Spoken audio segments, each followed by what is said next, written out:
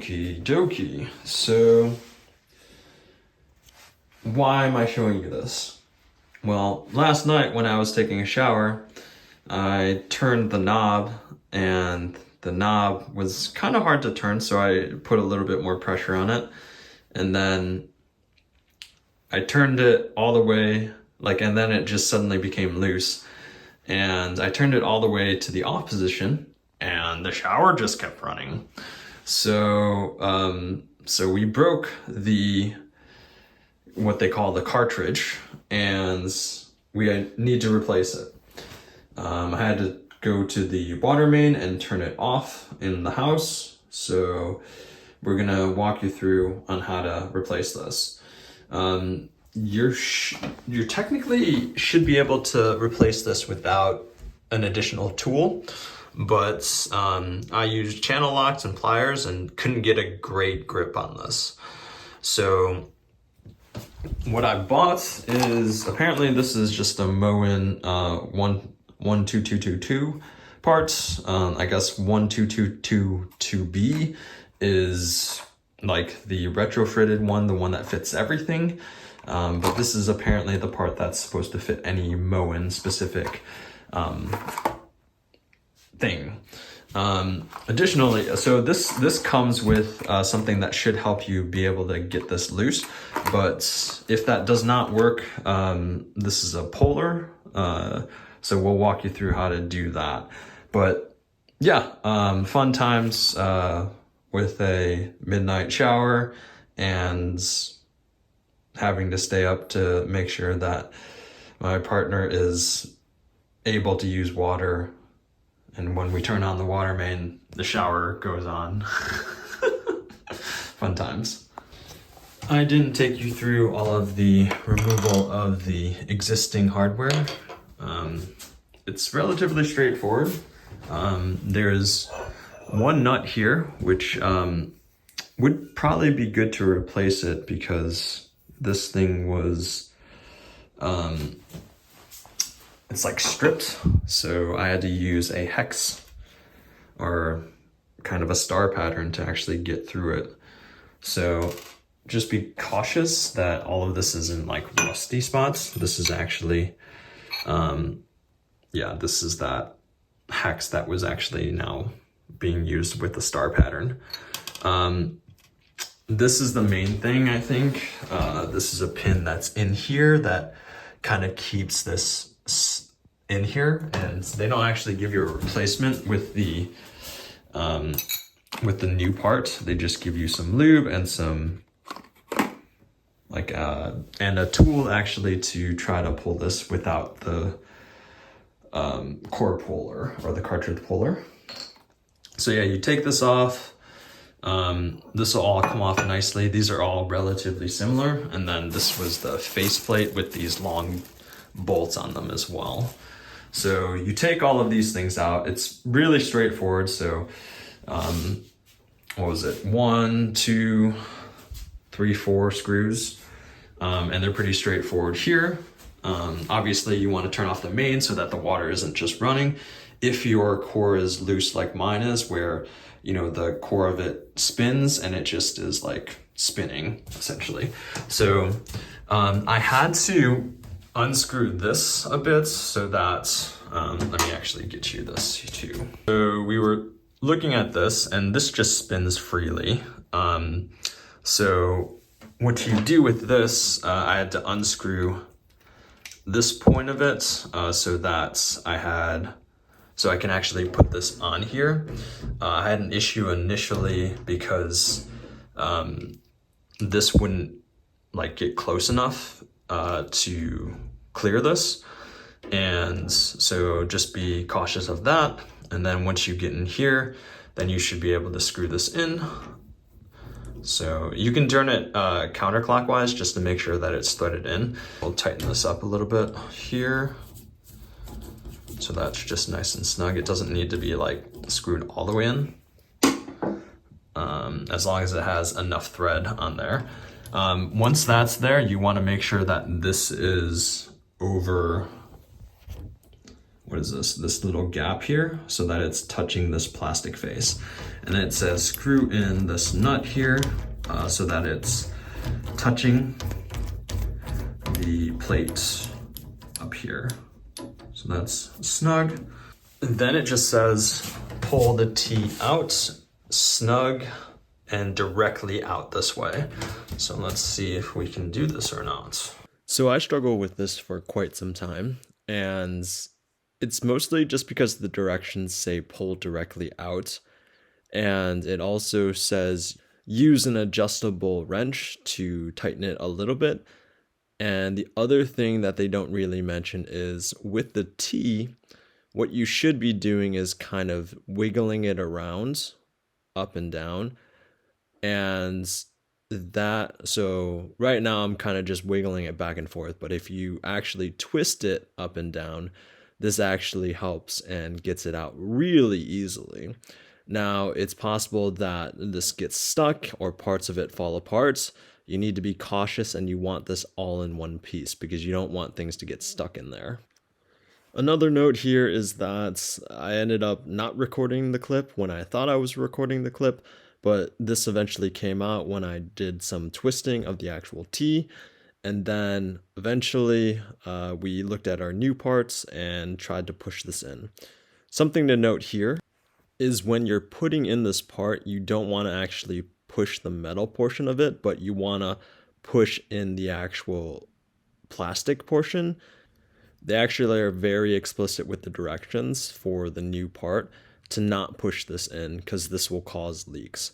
So just be cautious of this when actually replacing the parts. You don't want to push the metal portion of it in, and you want to make sure it's nice and easy and you lube it up nice and good as well. I ended up using this that came with the actual Moen 1222 parts, and I used my adjustable wrench to sort of adjust this back in because I wasn't able to push it in with my fingers. But we have everything in and ready to go. You have to have this on the right direction, so I'm not entirely, and we can take it back out to actually see, but I'm not sure if this is in the right direction to actually turn it off, but you can see how easy it is to turn. So you want to make sure that that is nice and easy, and apparently these have to be replaced every 10 to 15 years and is a common failure point. But yeah, everything is back in place. We're going to just put this on here, turn on the water, and then we will test to see if it is in the right direction. If not, then we'll turn this off, and then we should be good to go. Nice and easy. Under, like, that was like 15 minutes, something like that. So for this part, they have like cheap Amazon versions of this. This part specifically from Ace Hardware was like $75, and this puller here was like $30 or $25, I think it was, or $20. I bought one on Amazon that was like $20. So again, I don't know, like, I've heard complaints from people all over the internet in reviews complaining about this specific part. So I don't know if one is better than the other. Obviously, look at the reviews. There's like, most of the reviews that I saw for the one on Amazon was like 4.5 to 5 stars. So I would say, I mean, if it lasts 10 years, I don't know, like, it's really hard to keep track of those things. So you have to like log it or something, or use AI to track it. But yeah, you can buy a stockpile of these for 3 of the ones that I bought. So like, I would probably rather do that than this. But again, it's hard to say if the quality of those are good or not. But yeah, let's turn on the water and see what we have going on.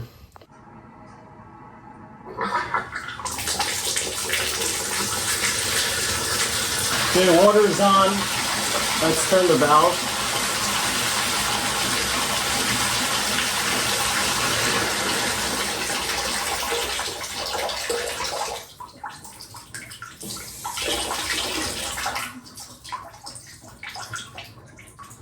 All right, so that's off. I have to figure out which way is cold and which way is hot. You kind of want to leave the valve in the way that it is directionally. So yeah, that fixed the issue, so that's good. So we'll have to make sure when we install everything back up that everything is the way that it's supposed to be. So this looks like it is level, so I'm going to make the hot and cold is on the correct side, so this should be correct. It just depends on how you set like the turning of this. So we'll put everything back together, and that's really all she wrote. A quick fix. I would say, just if you're a homeowner and it starts to become difficult to turn, don't just keep using it. Research what part you need to replace it with and replace it. Because this is pretty straightforward, but if you have the thing running all the time, if you have, like I was freaking out last night, so, I think this is a pretty straightforward thing, but yeah, just know that this is something that will eventually break, and does with faucets too. So any faucet has something like this where it combines the water together, or has an individual one, but you can fix it. So there you have it. Let me know in the questions what you think, if you had this issue, and why Moen should make better products that don't break as easily. Anyways, thank you for watching. We'll see you in the next video. Hopefully this helped you. I suppose I'll give you the backwards way of doing this. So this will fit in here. I have to align these. Again, this is just with this specific fixture here. I kind of need two hands, so that goes in there to secure that. 2 screws, again, pretty straightforward, nice and easy. Okay, probably the second most important thing, other than the valve itself, is putting this back in here so that this is not going anywhere. You do not want this thing to come out, and that is the retaining clip so that this is staying in there. After that, then we can put all the bits back in here. Screw this to be tight, but not too tight. If it's an angle like this, if you screw one tighter, then you'll have to screw this other one in tight too. This is obviously so that if water is falling down and what have you, that, this is not leaking into the actual wall. So have that in there, and now we get to the bits here that are fun. This is actually our directional thing. So usually these things have like hot and cold. You can see barely, because this is relatively old. This is cold and this is warm. So this might actually make sense to make it stop here and not go further here. So we'll keep that there. And then we want to screw this on here. So this is a flat bit that will go on here. Make sure that aligns. Again, here's probably a good spot because we want as much turning, and then it'll get stopped once it gets right here. You can see that there. So basically when we turn this, so let me get out of the way here. You're turning it, and then it'll stop here once you get to the hottest part. So there you go. That's pretty straightforward, right? One screw here. This is the screw here, which is supposed to keep this puppy in line. That goes directly into this black plate. So that can get nice and snug. Again, not too tight. These are plastic bits, so you don't need everything to be so tight. Nice and snug here. Got it. Cool. All right, and then the last bit, that's what keeps that on, which is funny because that is so very light and so very flimsy.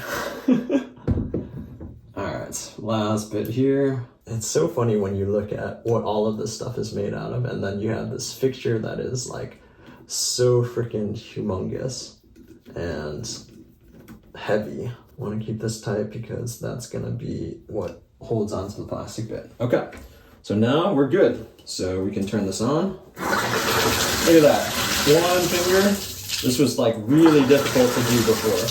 So what I'm going to do is also turn it to warm water to make sure that the warm water turns on too. So this is cold, and then we'll want to turn it all the way up here to get the warm water. Yep, and then we got hot water. Nice.